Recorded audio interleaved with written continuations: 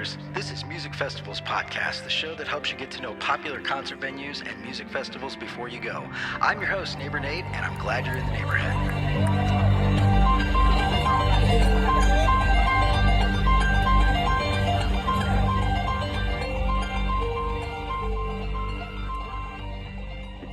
Hey, yo, neighbors. Welcome back to season 1, episode number 12 of the Music Festivals Podcast. This is the show that helps you get to know music festivals and festival venues before you go. And I am your host, Neighbor Nate. I'm glad that you're back here for what is getting close to the end of season 1. Today, we're covering K-Fest 2024 that was held at the Caverns in Grundy County, Tennessee. I got to spend all day there on Sunday, this past Sunday, October 13th. And this was one of the first larger festivals where I'm pleased to say that I actually had media credentials. And so that makes things a hell of a lot easier in terms of getting good footage and really having access to get the right angles and shoot some stuff for you guys. So I'm super excited about that. And thanks to Todd Mayo and Jeff Meltson at the Caverns for working with me on that. Just super great guys to work with. Today's part 1 of the recap. And so we're going to get into the festival venue tour. If you've never been to the Caverns in Grundy County, it is a stellar venue. And I'm super excited to say that I've been there 3 years running since K-Fest number 1. So it's always great to get back down to Tennessee. There's a special unplugged performance from Jim Lauderdale, and there's a story behind that, but that's really interesting. And then you're going to see performances from Bela Fleck and Abigail Washburn as well. Just stellar musicians there. Part 2 is going to be next Friday. That's 10/24, and there you'll see Cave Yoga. We'll hear from some of the festival vendors that were at K-Fest 2024, as well as some familiar faces, and then more performances from Bela Fleck, Traveling McCurry's, and then some snippets from the Grateful Ball, including one of my very favorite Dead songs with the McCurry's and none other than Lindsay Liu, who is an artist in residence down at the Caverns. But first, before we get into all that, let's get into some news. I gotta get down to the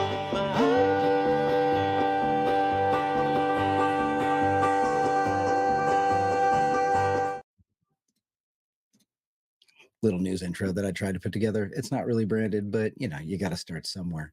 So first up, Winter Wondergrass lineup is out, and you can find those tickets on Tixer.com. This is going to be a festival held February 28th through March 2nd, 2025 in Steamboat Springs, Colorado. Great skiing out there, great snowboarding.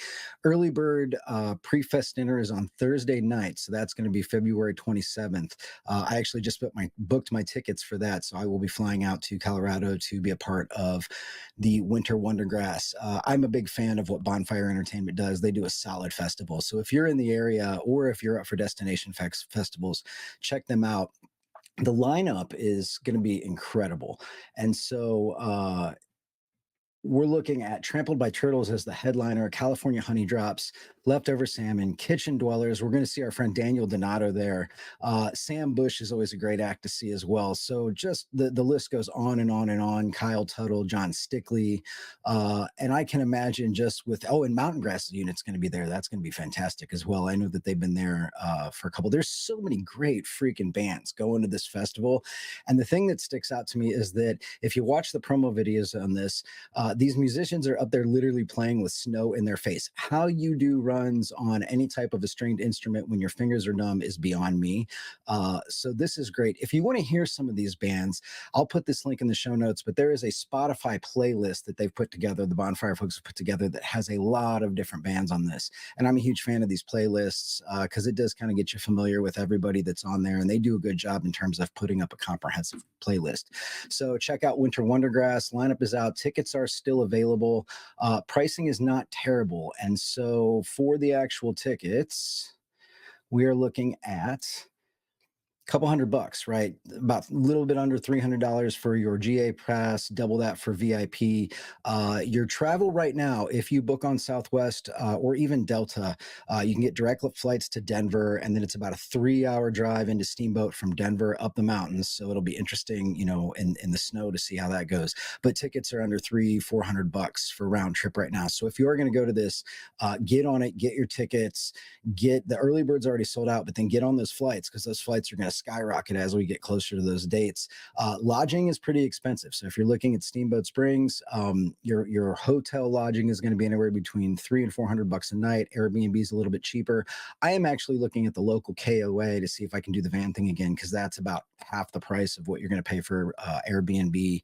I've got to do the math on the rental, but there's plenty of places to stay out there. And then you can also get skiing add-ons if you are a skier or snowboarder and you want to hit the slopes. Just a really great festival, and the first winter festival that I will ever go to. So I'm very excited about that.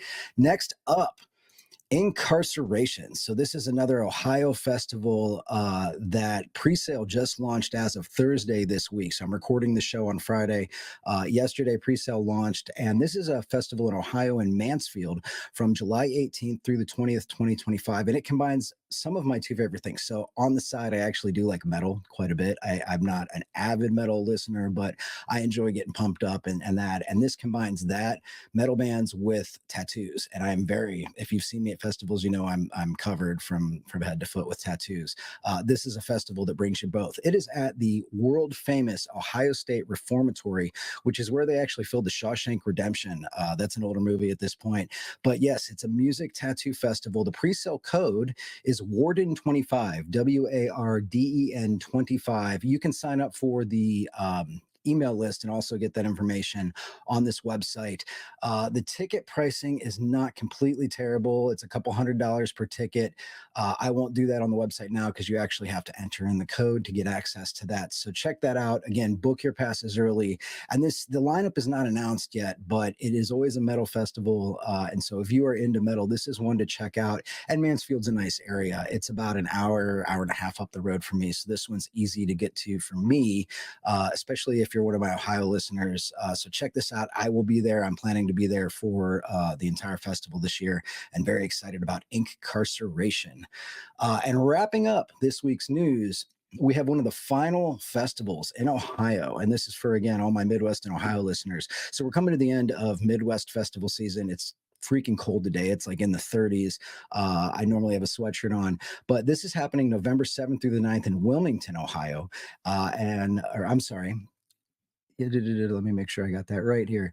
Yes, it is happening November 7th through the 9th in Wilmington, Ohio. And it is the 2024 as well as the 2022 IBMA event of the year. So there are serious pickers at this festival. The schedule looks absolutely phenomenal in terms of who's going to be there.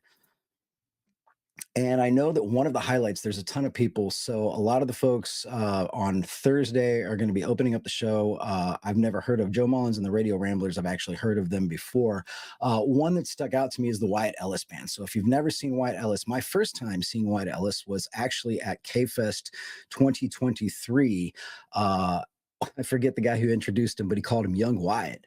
But this kid can play, man. He's one of the up and comers. He just is so fast on that mandolin. So definitely one to watch. But check out the festival in Wilmington, Ohio, Industrial Strength Bluegrass Festival. I think it's going to be a good one, and it's kind of closing up the season here. So that's going to be a delightful show to attend.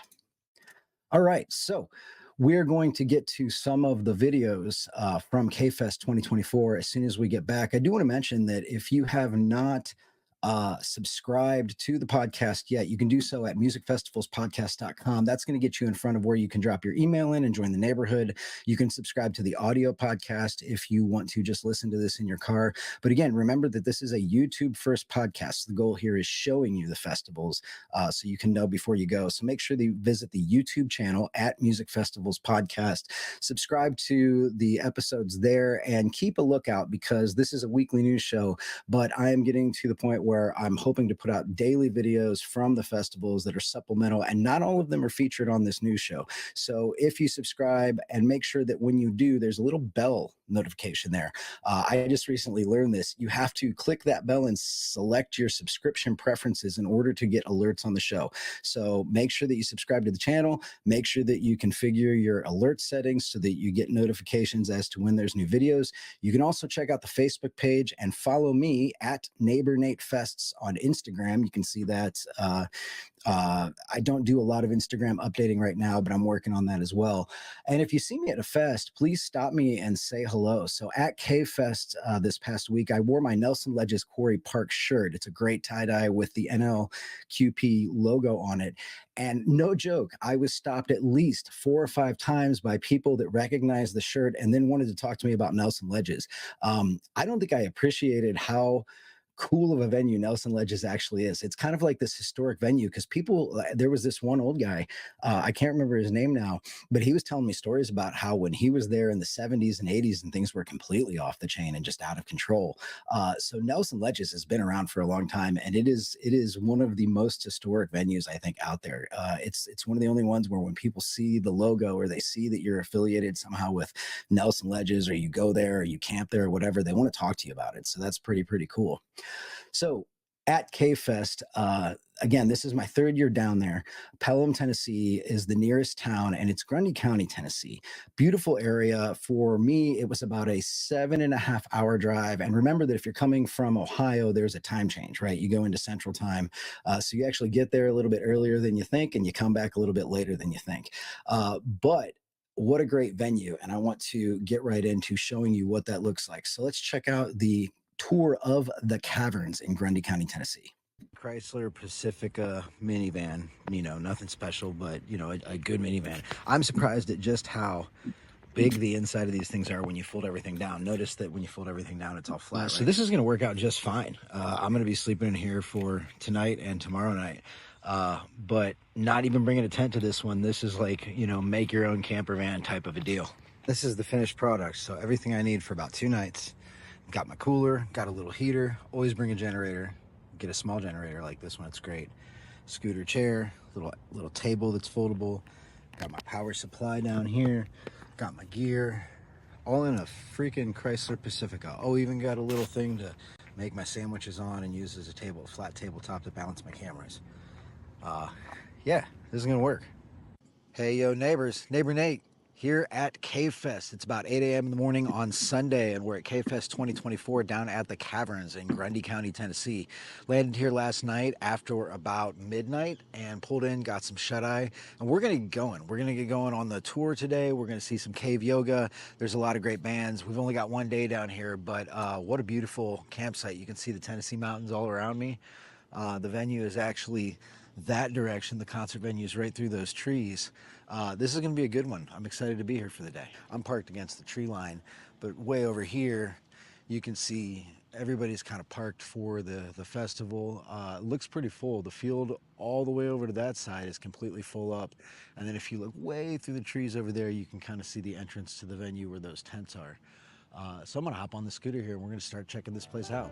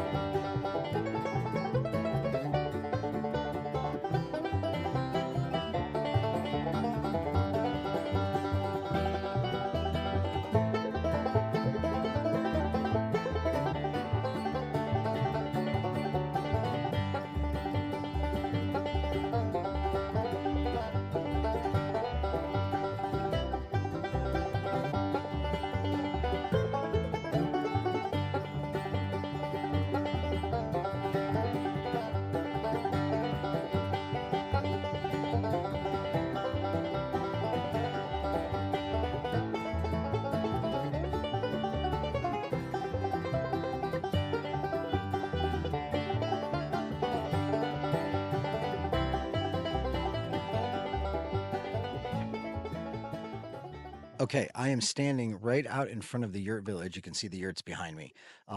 This is a really cool area of camp. So the Yurt Village is this long road It kind of extends. If you go straight that way, it'll take you to the doors of the venue, like gates to get up the hill. But nice little area here. They've got a little community fire pit over to the right here. And then you're surrounded, if you can see me, by just the forest and beautiful trees and lots of shade. And there's some rock formations like up to the other side. So this is a really, really nice place to stay. I like what they've done with how they've carved out the yurt village here at Cave Fest. Pretty cool.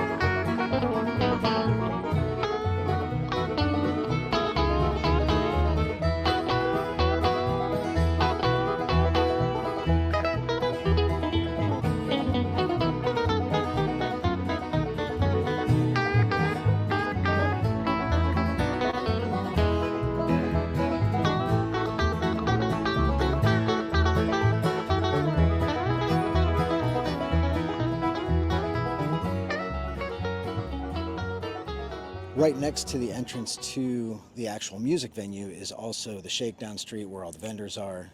It looks like they're just starting to open for the day, but you got your food vendors.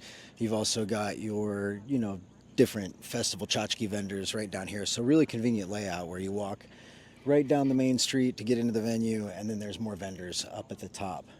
But yeah, everybody's just getting going today. People are taking their yoga mats up. It looks like we're going to go see some cave yoga here in a second. On the front corner of camp is where you get to the actual music venue. So the thing about Cave Fest is the campground is one field separate from where the music venue is. And so you'll go in these gates right here, and then you walk up about a half-mile hill, and that gets you up into the venue. We're going to go see that in just a second.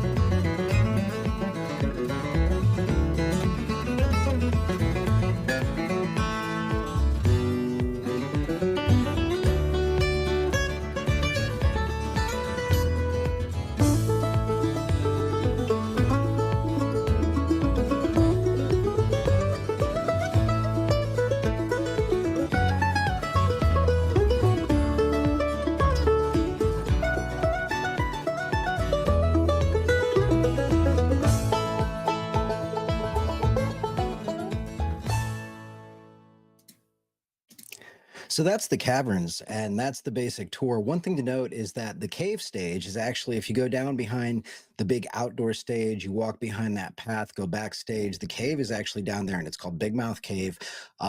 Really, really impressive musical venue. There is definitely this vibe thing going on in the cave where once you're down in there, yeah, it could be the middle of the day and you feel like you're at a night show because, and it's nice and cool too. So if you're there during a hot cave fest, which this one was, it's a nice, respite to get down into the cave where it's about 40, 50 degrees, probably about 50, 55 degrees, something like that. I forget what the official temperature is for a cave.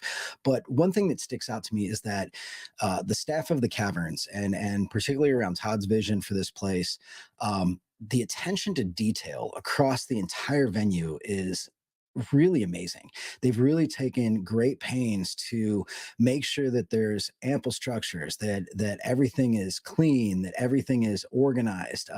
One of the things that stuck out to me, even in the cave tour, and they have a multiple different cave tours, so I definitely suggest that you do that. If you where we went down into the cave, if you come back out of that cave, and you'll see this next week, and you go up the hill, that takes you to the place where you register for your cave tour, and then you can go down into their actual cave tour there. Inside of that cave, they've run lights, they've run power. It's fully modernized. It's a walking tour cave, right? But they've done such a great job making sure that there's no wires exposed. They've even hidden the lights around like little rock structures that were not part of the natural cave, but they built, and you can't even tell, right? They look like they're natural cave formations for the most part. There was even one pillar that they pointed out on the tour, and you'll hear from Anna Lee next week. She was my tour guide, where it's actually a manufactured column, but it looks like it's a column in a cave. It's stalactite, stalagmite connected or whatnot. They also have a lot of different adventure tours that you can go on. So if you are the type of person that likes caving and you want to crawl on your belly and go do that, an option for that. But as you can see by the video, it's a big venue, right? So if you are coming to the caverns, think about bringing a bicycle, think about bringing something to get around on, or just some really, really good walking shoes, and make sure you bring a backpack so that you can take your stuff with you into the venue. The other thing that's really nice about K-Fest is that it is a venue that you can bring your chairs up that hill once, because it's a bearable walk, right? You're walking uphill. It is about every bit of quarter mile to a half a mile long, but you can bring your chairs and leave them there once. So get there early, whether it's Thursday or Friday night, go up, pick a spot, right? I always like to sit in and around the sound booth because that's where the best sound is. Set your chairs there for the weekend, maybe bring a wagon. I wouldn't leave any valuables, but for the most part, your chairs, your stuff, your spot, nobody's going to move it. It's going to be nice. And it's been like that all 3 years that I've been down there. People are very, very respectful. The food vendors are also both on Shakedown Street. So as you're going into the venue in the campground, and then once you go up the hill, there's also food vendors at the top of the hill in the actual concert venue. So that's nice because you don't have to go up and down to get your food. And one thing to remember is that, at least in K-Fest, this is an October festival. Tennessee's a little bit south of me. But for the last 2 years, it got down into the 40s, maybe high 30s at night. This year was particularly warm, so probably 60s, 50s at night. It felt like maybe 80s, mid 80s during the day. But that was the first year it was like that. Usually, in October, it's a little bit chilly down there, so make sure to look at the weather reports and dress appropriately. But that's the cave tour. So after that, things really started to get interesting. I've been fortunate to go to a lot of festivals this year and have a few where there's always interesting twists and turns. So I had the ability to set my gear in the sound booth, which was super nice, and just leave all my stuff there. And I was in the sound booth and I'm talking to the sound guys, and they're running the show, and they're very relaxed because Jim Lauderdale's just about to get on stage. They've got him mic checked. He's tuned. It's pretty much, start playing. Jim gets up and strikes his first three chords of his song, and pop, the board goes blank, the lights go out, the stage loses all power, and immediately these sound guys went from like super relaxed and chill to like 100 miles an hour. What the hell's going on? Radios and whatnot. Well, very shortly they figured out that it was not a problem with the caverns. It was nothing that they did. The power went out to all of Grundy County, and so they got on the horn with the county and they were working on it, and it was about 45 minutes to an hour, somewhere in there, where everything came back on. But lo and behold, the next thing you know, here comes Jim Lauderdale and his band. They're on a megaphone announcing this. Jim and his band walked down into the field in front of the stage and decided to just start their set acoustically. So everybody gathered around and sat down on the ground, and it was a really powerful experience. I've never, you hear about these acoustic performances, but to actually be at a festival and see one how it took place on the spot was really cool. So let's give that a look. Cave Fest Unplugged. For this portion of our show, we're working with MTV. Hidden cameras. They look like owls. Cameras. Don't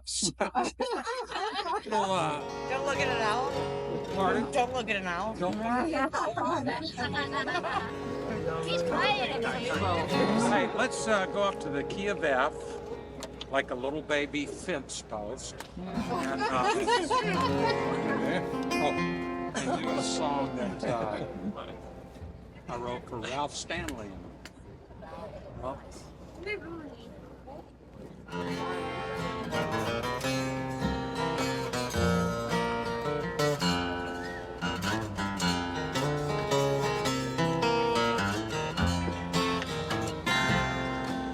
I feel the snow that's falling as I'm drifting out of you. I could not hear you calling. The sky had fallen through. Lost in the lonesome pine. I'll never be. Lost in the lonesome pine. I'll see.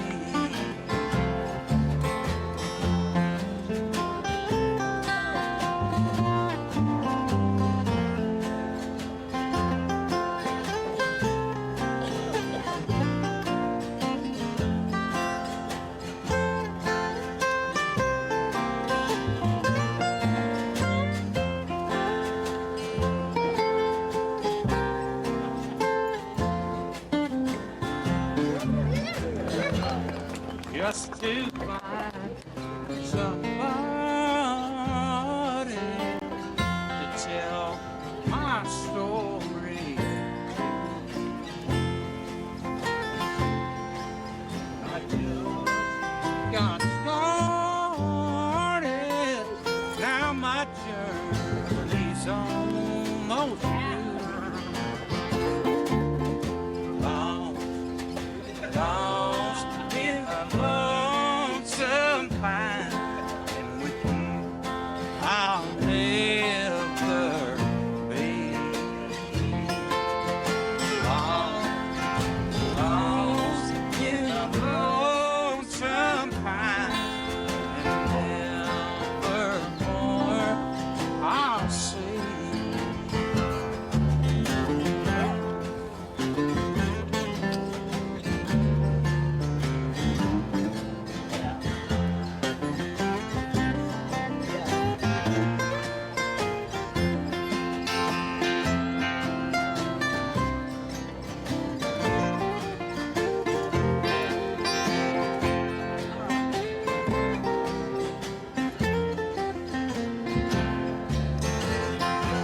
The fields in rows not planted will have to wait for spring.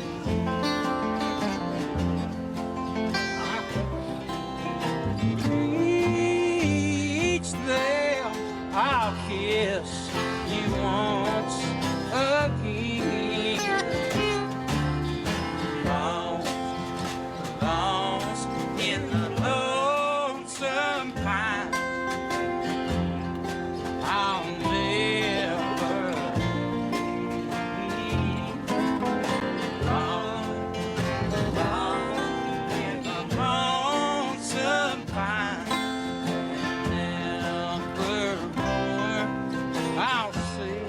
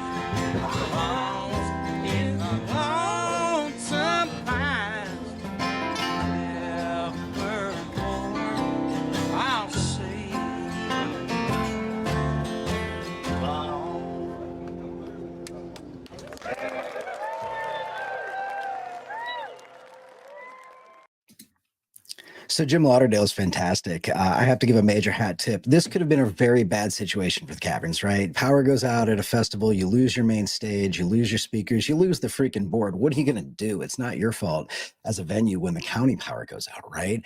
Luckily, they were able to get everything fixed in a pretty quick manner. But hats off to Jim for stepping up and really saving the day here and just going out to the crowd. And aside from that, he had the crowd laughing the entire time. Jim is, I don't know him personally, but he seems like a really funny guy. Just in general. And I've heard that about him from some other folks that have seen him play and seen him perform. It's interesting because they did that set. So they did about 4 songs, maybe 5 unplugged, and then went back up on the stage and finished the set with 2 or 3 that were plugged in. But during the acoustic set, I don't know if you noticed the fiddle player in the background, but that was actually a sit-in. So that's John Maylander, who's a member of Bruce Hornsby and the Noisemakers, but also leads his own project, John Maylander's Forecast. And he was able to join them on fiddle. I wish I would have had a little bit better shot of him, but everybody crowded around so quick, you just kind of plop down where you could. But it was just such a cool performance. And again, hats off to Jim for saving the day on that one. Next up, you probably know that I'm a huge fan of Bela Fleck, but I had never actually seen Abigail Washburn. I have to say that these were the 2 people I was most excited to see at K-Fest, and they did not disappoint at all. I had no idea. Abigail seems like she's just, well, both of them seem like they're incredibly intelligent people, and they would have to be that good at their instruments. But Abigail is surprising, right? She actually apparently speaks Chinese and performed a song in Mandarin, and taught the crowd a little bit of Mandarin before she did it.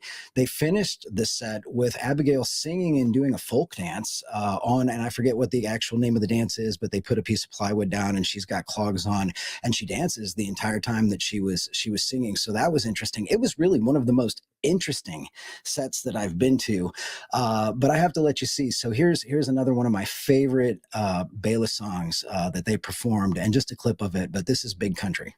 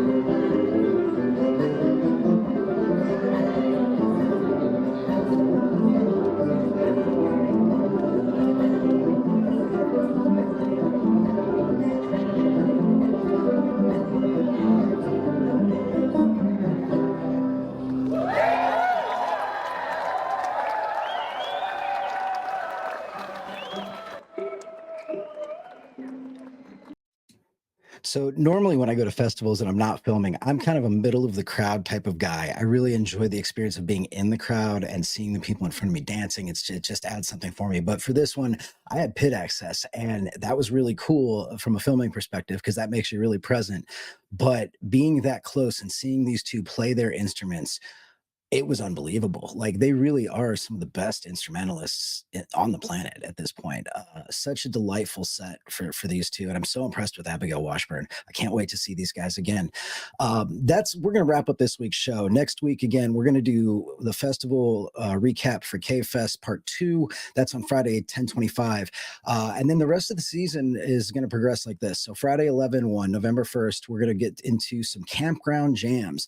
I was able to talk with Miss Amy Heron from Amy and the Jet Sets yesterday and talked to her a little bit about campground jams at renewal. She was a part of that, one of the vocalists featured in that video. Once we get through that on 11/8, which is actually my birthday, Neighbor Nate's birthday, we're going to look at the lost Lazy Jam footage. So I've really been struggling to try to get back and edit that footage with everything that's been going on at the wrap up of the season.